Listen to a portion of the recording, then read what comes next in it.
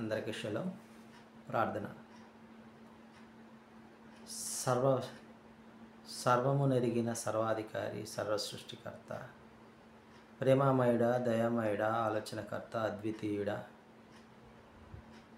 అన్ని యుగములలో జీవించుచు ఉన్నవాడా, మమ్మల్ని జీవింపచేస్తూ ఉన్న తండ్రి, మీ ఘనమైన నామమునకు స్తుతులు స్తోత్రాలు చెల్లించుకుంటున్నాం.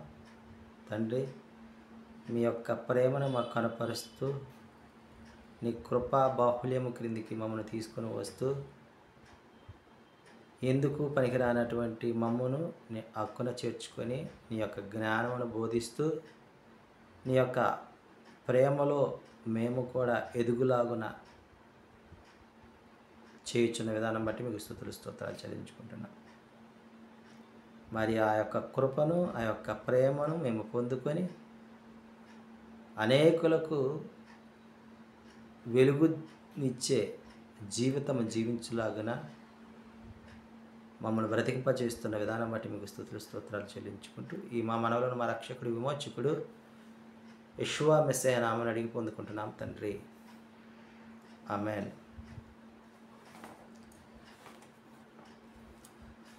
కృపలోనే పాప క్షమాపణ, కృపలోనే ఇలమా రక్షణ, కృపలోనే పాప క్షమాపణ,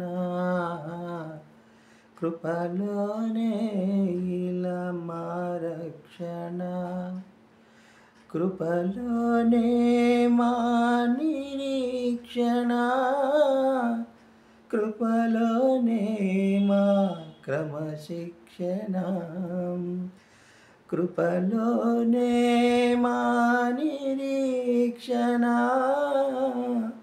కృపలోనే మా క్రమశిక్షణ, కృప చాలును, నీ కృప చాలును, కృప చాలును, యేసు కృప చాలును, ఎన్నటెన్నటికీ నీ కృప చాలును, తరతరములకు నీ కృప చాలును, కృప చాలును, నీ కృప చాలును, కృప చాలును, యేసు కృప చాలును. 2వ రాజుల గ్రంథము 5వ అధ్యాయం 11వ వచనం నుంచి మనం ధ్యానించుకుంటూ ఉన్నాం. దూతను పంపి ఎలీషా వారు యోర్దాను నదిలో 7 మార్లు స్నానం చేసి రమ్మన్నప్పుడు శుద్ధుడు అవుతావని దూతతో చెప్పినప్పుడు నయమాను కోపపడి రౌద్రుడై, నేనైతే ఆయన వచ్చి నా కుష్టు మీద చేయి ఉంచి ఆడించి కుష్టును బాగు అదోనే వారి పేరు మీద ప్రార్థన చేయగా కుష్టు నయమద్దని నేను అనుకుంటే, నన్ను ఒక దూతకు చెప్పి ఈ విధంగా యోర్దాను నదిలో మునగమంటాడా? ఆ యోర్దాను కంటే శ్రేష్టమైనవి అబానాయును, ఫర్పూరును, ఈ నదులు ఉన్నాయిగా, శ్రేష్టమైన ఉండగా ఈ యోర్దాను నదిలో నన్ను మునగమంటాడేంటి, స్నానం చేయమంటాడేంటి అని రౌద్రుడై తిరిగి వెళ్ళినట్లుగా చూస్తూ ఉన్నాము. అయితే రాజుగారి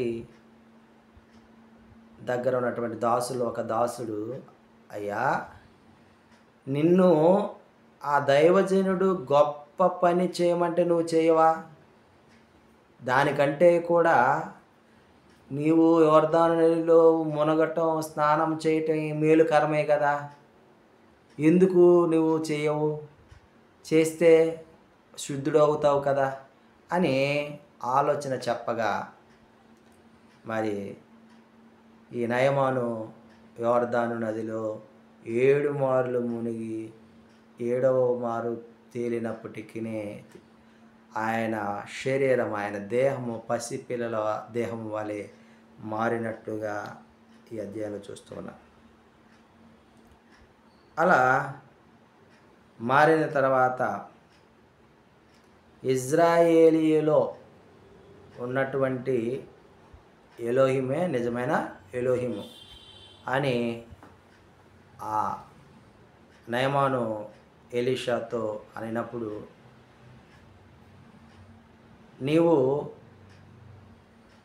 దీనిని బట్టి కొంత కానుకలు తీసుకొని అని ఎలీషాని అడగగా, నీ నుంచి నాకు ఏది అవసరం లేదు అని తెలియజెప్పి పంపించినప్పుడు నయమాను అంటాడు, నేను ద్రవ్యార్పణ లేని బలులనేమి ఇతర దేవతలకు నేను ఇక అర్పించను, ఇజ్రాయేలీలో సర్వశక్తిమంతుడికే నేను అర్పిస్తాను, ఆయనే నిజమైన సర్వశక్తుడు అని నేను నమ్ముతూ ఉన్నాను అని నయమాను తెలియజేసినట్లుగా అన్నట్లుగా మనం ఈ అధ్యాయం మనము గమనించగలం.